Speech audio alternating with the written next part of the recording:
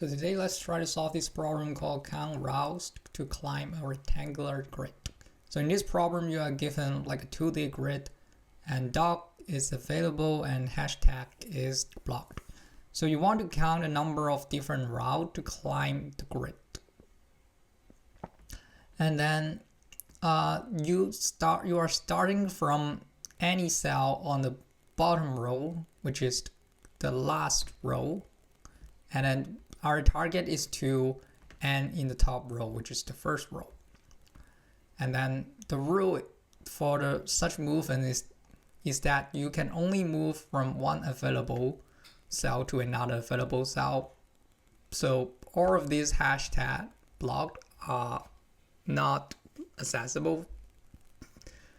And then we are also given D in the perimeter. So for each movement, we have to make sure the distance between the target cell and the destination cell is at most D. And then we just need to return the number of ways to reach the top row from the bottom row. So in this example, this grid is like this, and then D is 1. So we're starting. So in this grid here, we are starting from any cell. In this case, we cannot start from this hashtag because this is blocked. So we can only start from here. And then this one way we can go here. Then this is already an answer because we can stop at any column in the top row. So it shows to stop at the second, and that's fine. And we can also move one more position. So we go to here and then remove one more time, and then we reach like the first column on the first row. And that is also one of the possibility. So that's all the possibilities. So that's why we return 2 here. So you might ask, why don't we just move from 1 to here?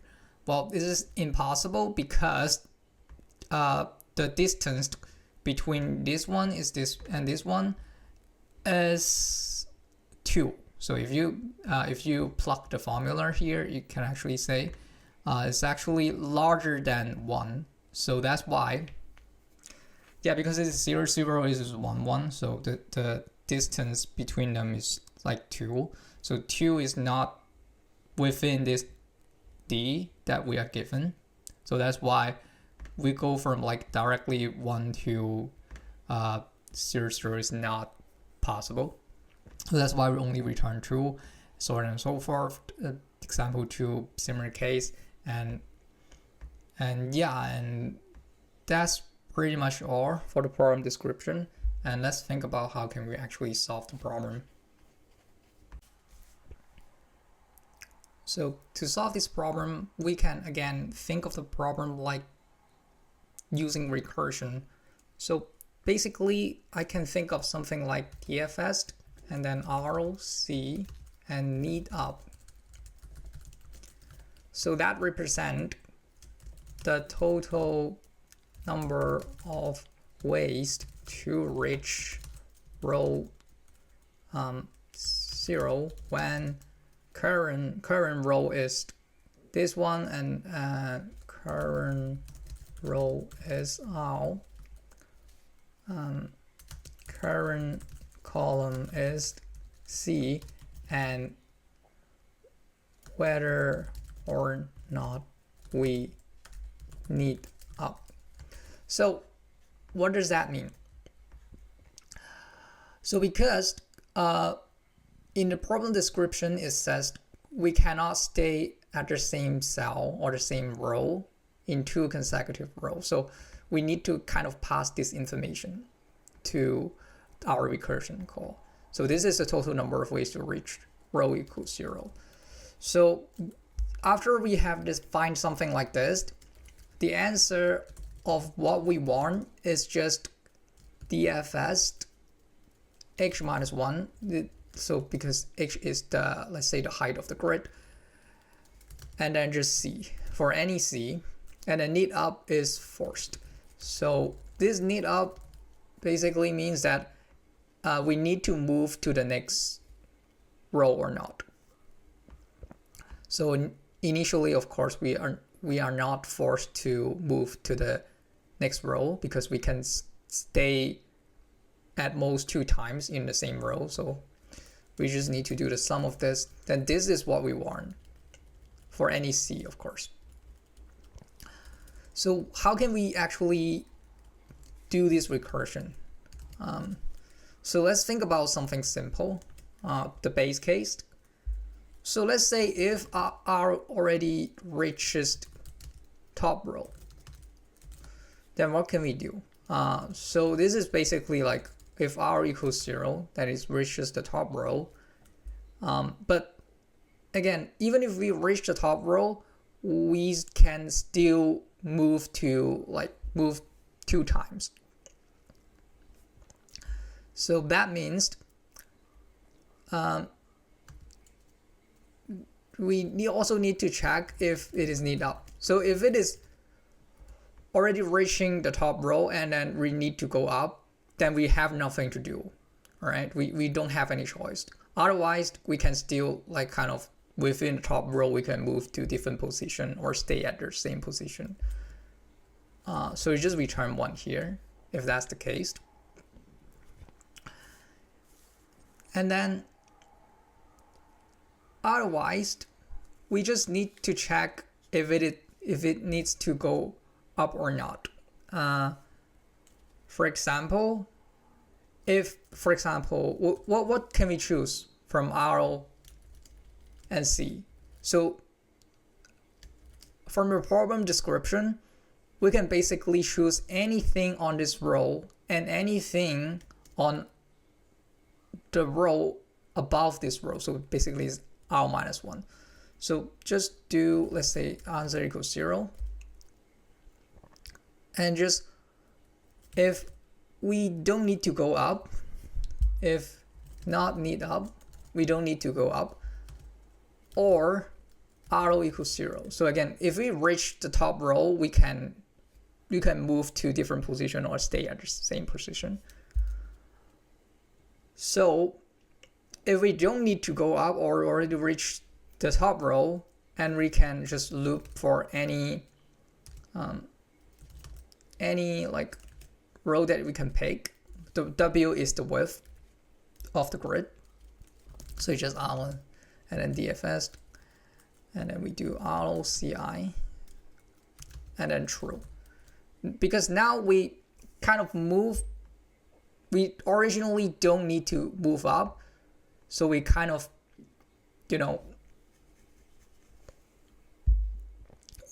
we kind of stay at the same row for this time. But after staying this row for the same time, and the next time it means that we already used up that 2 consecutive window that we have used. So that's why for the next time we absolutely cannot stay the same row again. So this is for the context of not need up. And for this R equals 0, it basically means that we just choose this one. We just choose this C as our final destination after making this as true. Yeah, because when you reach R equals 0, you can move to something else, or you can just stay at the same column. And then but after doing that, we need to pass the value to true, so we don't move it over and over again, if that makes sense. So this is the first condition. That is like basically visiting the first row, our current row. So this is for visiting the current row. For visiting current row. And what about for visiting previous row, or row minus 1? So when can we visit row minus 1? Obviously we can always visit row minus 1, except when we already reach the top row. Because if we reach the top row and if we do row minus 1 and it will give us like an index outbound. So as long as R is greater than 0, then we can do something like this. You just loop again, and then answer plus equals to DFS allo -1 and then CI, and then false this time, because remember, now we are at row allo and we move to row -1. So after reaching row -1, we can actually stay at row -1 one more time. And then after doing that, we can just return answer at the end. And this will give us the answer, or at least like the recursion version of the solution. But obviously this is not good enough because this is exponential. We can do some DP optimization for this one, but still this will be not fast enough, basically because this RNC is already like a quadratic, and then we need to do one more time here. So this is basically like O times H. Even if we do the memoization, it will be something like H times W times W. So how can we kind of optimize it? It is looping everything allo CI, right? So what is the cost of, for example, allo C+1 and allo C+2 and allo C+3 and ... And you also go from the left, allo C-1 and C allo and then C-2, and then allo C-3, and then allo, well, actually just give it ... here. So on and so forth. So we are starting from here. So what we can tell from this kind of list? Well, one thing we can tell is that this allo C+1 will always have a shorter distance than allo C+2 or allo C+3, for example. Well, in fact, this C+1 and C-1 will be the lowest cost possible. So, well, basically what I'm trying to say is that you are doing this answer plus equal DFS RO and then CI. In actuality, we might just need to select the range of this, or we select a range of this, or we select a range of this, something like that. So what can we do to optimize this? Well, one thing we can do is just we calculate the DP, and we also have that like a prefix, let's say allo and then need up. And then let's say we already have the allo here, and what we can do, it is just allo and then minus prefixed allo this row. Then let's say we already have a range like this, because we are always selecting a range here, as we discussed before, because this is kind of increasing. The cost is kind of increasing after C+1, C+2, and C+3, and the cost is also kind of increasing before C-1, C-2, and C-3. So that's why we are always selecting kind of like a range that we can match with that. So we always do this, and it is just standard prefix sum. So how can we do this? How can we find this L and R? As we also discussed before, because this is kind of increasing, so we just need to do the binary search and keep finding a left pointer as long as it is fulfilling the d square or the d distance requirement. And similar for the right pointer, we just keep going to the right as long as it is fulfilling the distance formula. And then we will have this L and R, and then we can just do this formula the basic prefix count to calculate like the distance, sorry, the sum of this whole for loop, the sum of this whole for loop in O1 time. So it's similar thing for here as well. I'm just going to illustrate that a little bit, but I guess you know the idea. So it's actually the same, but you're just going from R minus 1 here, and minus 1 here, and minus 1 here as well, and minus 1 here, and then minus 1 here. So we're starting from R and C. The same argument applies, which this R minus 1 and C plus 1 is always going to be the smallest on the right hand side. So we can still do the prefix sum, we can still do the binary search, yeah, so on and so forth. So that's why we can kind of optimize this for loop.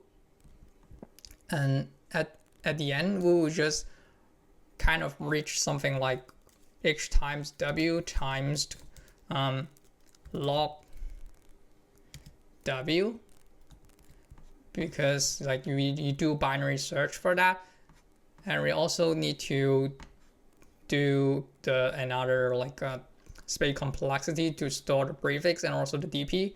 So so this is time, and for the space it will be oh times w times 2, and then because 2 is just stand for this nida, because 2 is in constant, so I'm just gonna omit that. So this is the final result for the solution. And yeah, that's pretty much all for the solution. Let's think about how can we actually implement that. Okay, so first we're going to initialize the mock, which is as usual 10 to the power of 9 plus 7, and we also need some helper method to do some basic calculation. B c equal a plus b if c is greater or equals to mod, and then return c minus mod. Sorry, it's not return c minus mod, and then try to just return c, and then also do subtract, same thing, a b c equals to a minus b if c is less than 0, c plus equals to mod, and then return c. And then we also need some helper method to calculate the distance, where we just, for simplicity, we just call it R1 and C1, and then this is a source, and R2, and then C2 is the destination. We need to know the RDiff is R1 minus R2, and then CDiff is C1 minus C2, and then we just return RDiff times RDiff itself, so it's basically RDiff square plus CDiff square, and then yeah, that's pretty much it. We don't do the square root here, because if we do square root, you might get a double or floating point number, so that's why we don't do the square here. So we don't do the square root here, so instead of comparing d, we do comparing the d square, d times d, and then we also need to initialize the height of the grid size, and then the width of the grid.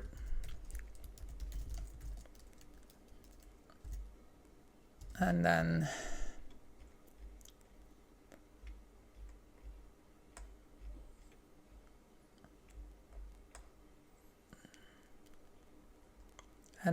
as we mentioned before, we need to do a binary search to kind of find a range. So first we're going to basically find the leftmost we can go and the rightmost we can go. So let's start with the leftmost most we can go. So let's call it low bound. Let's call it, and then we'll take R and we'll take C, and the target R and target R. That's also what we're gonna take as well. So so we have this because we want to reuse that, because one time we can, so basically we are starting from RC. So one possibility is that we want to find the ROCI for where CI is the left most fulfilling the requirement. And this another possibility is that we can do for RO-1 and CI, but we basically the same. So that's why we have this target R here instead of just like forcing R. Yeah, that's pretty much it. Let me erase this comment here. So low bound. So the target C, meaning like the leftmost we can go, is initialized as -1 first, and low is 0, and then high is C. So again, because we are trying to know where is the leftmost we can go, so that's why the highest is C. While low, high. So mid equals to the middle of high and low. And then if distance of target R and mid and R sourced is less than or equal to D squared, and then because it's fulfilling, we just mark it as mid, and then we try to search for if there's even lefter position on the right, on the left hand side. Otherwise we have no choice but to go for the right to see if there's anything that can match with the distance. And after the for loop, after the while loop, we can just return target C. And that is for searching the leftmost possible. And now similar thing, but for searching the rightmost possible. High bound,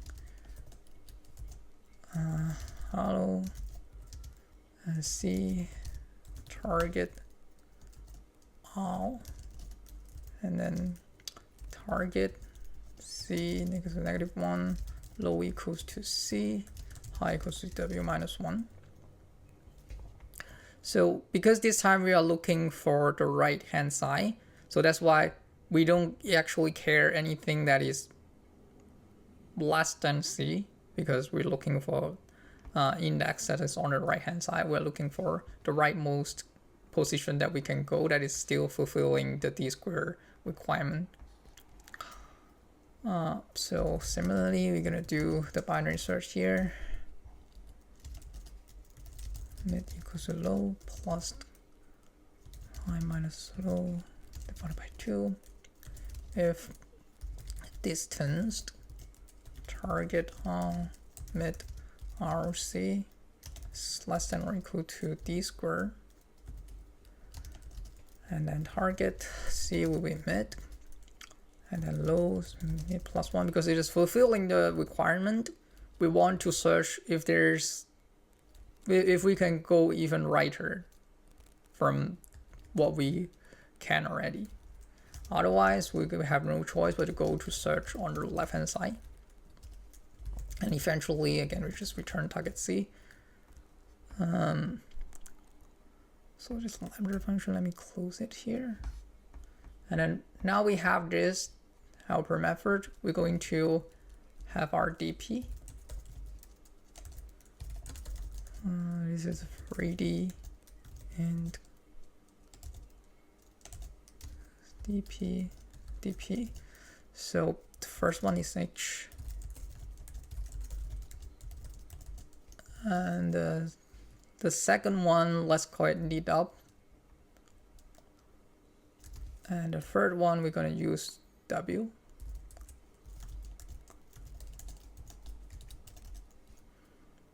And similar things, we're going to do the prefixed.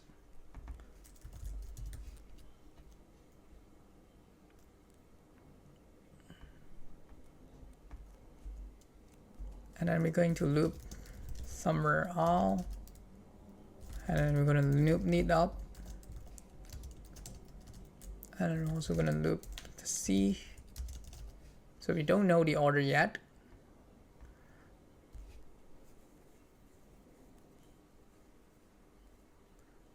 So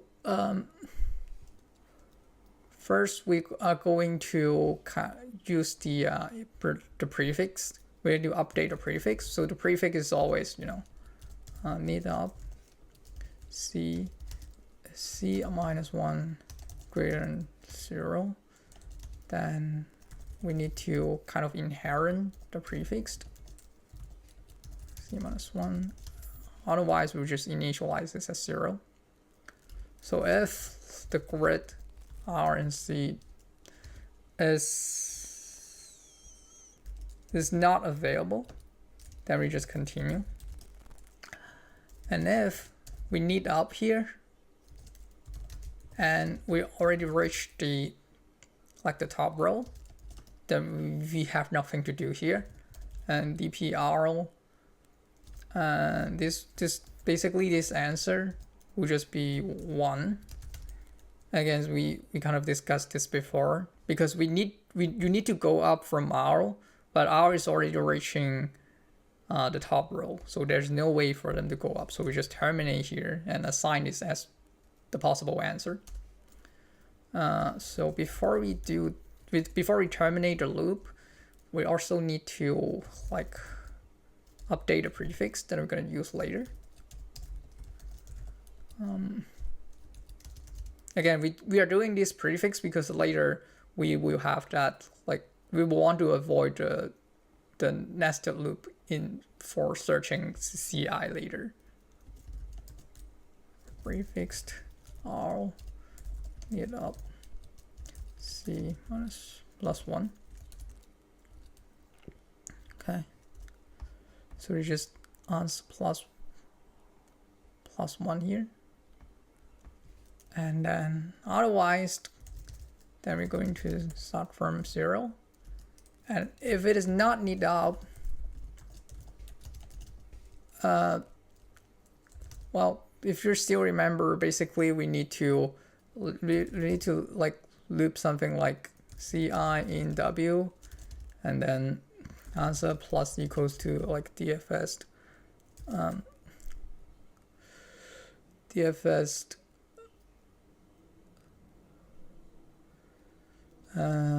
auto CI true, if you still remember,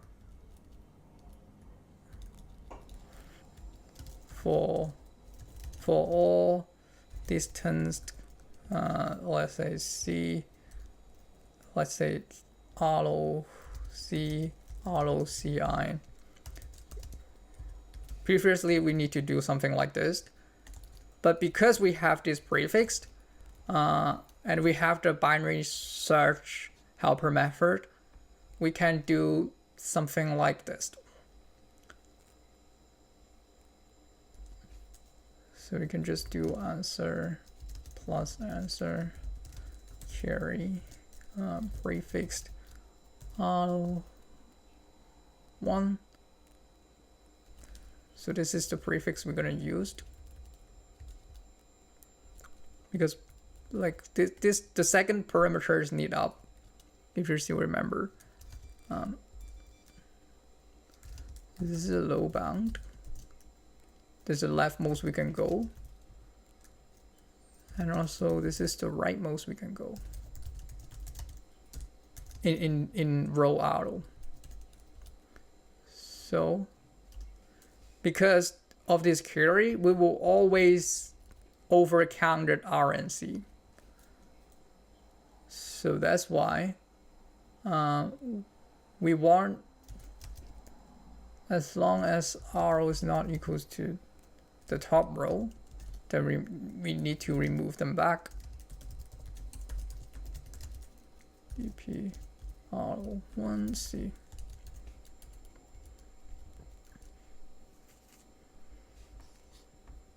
Okay, so this is for calculating like the current row. What about the top row? So when can we visit the row on top of us? Well, we just need one requirement. As long as it is not the top row, it is not the topmost row, then we can always do R-1. So again, previously we're gonna do something like this. If we do not have that, if we do not have this helper prefixed and also that binary search helper method, we will have to do R-1 because we're going to one row to the top. As long as this. So now we're just going to do this. Answer at carry prefixed R-1 0. We're going to search for the leftmost that we can go for, and then we can also search for the rightmost we can go for.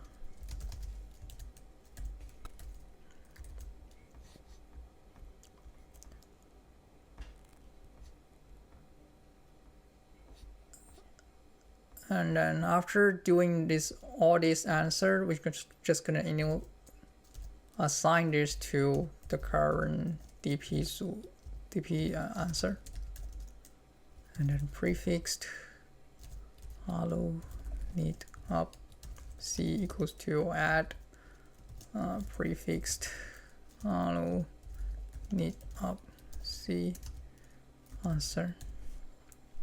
Okay. So let's take a look how can we decide the order.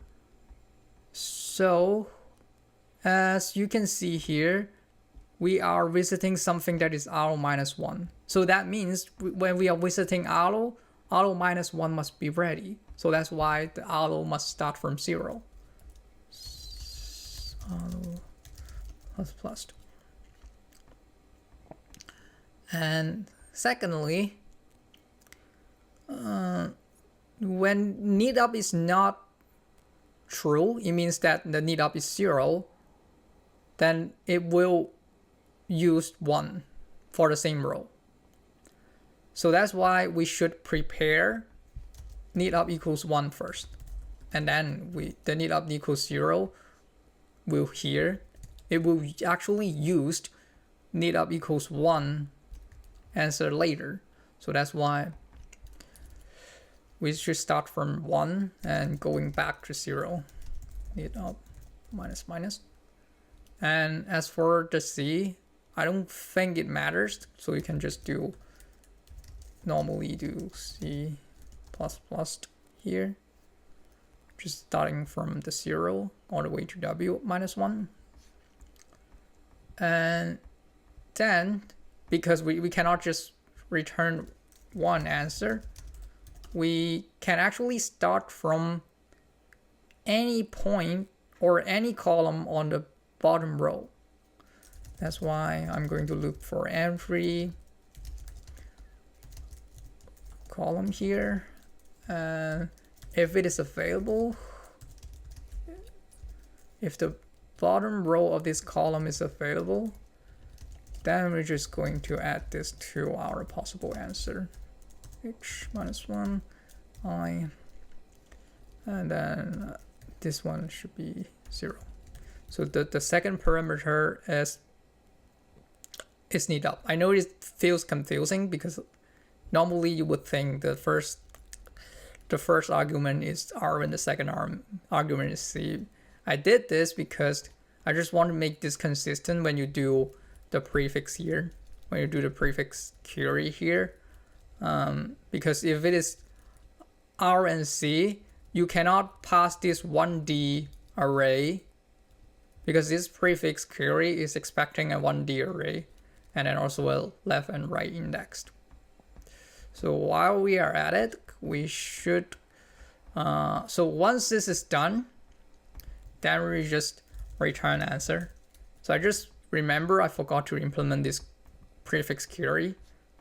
Let me go to, let me go to here. You know why I decided the index in that way, because I'm expecting a 1D array here.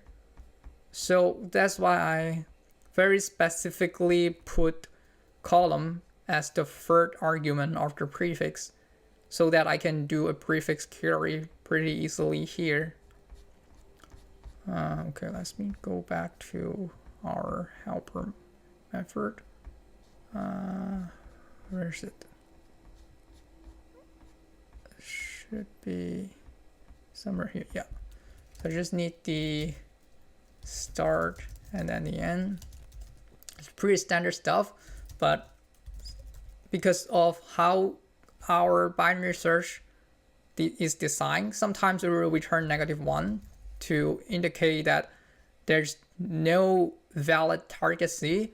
If there's no valid target C in order to start or on the end, we're just going to return 0. Actually, if just want to add one more check here. If start is strictly greater than end, it also means like an invalid range. So all of this scenario just going to return 0 because there's nothing inside this prefix that we can kind of sum. Otherwise, we'll just do the prefix and minus the prefix start -1.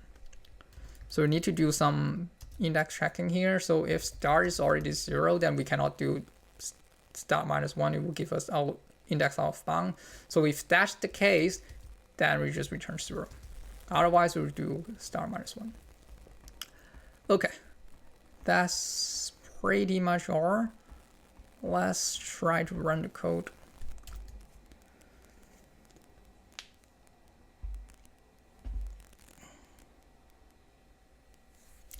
Okay, let's try to submit.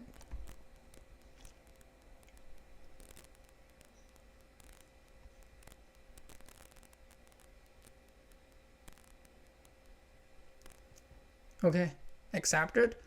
And let me go back here. So, as I discussed before, the time complexity is O h times W times log W, and the space is O h times W. Yeah. So the space mainly come from here and here for the DP array and the prefix array. And for time complexity, as you can see, this is OH, and this is constant, and this is OW. So O's time H times W for now. So because we also need to do this low bound and high bound. This low bound and high bound is here. So this is log W.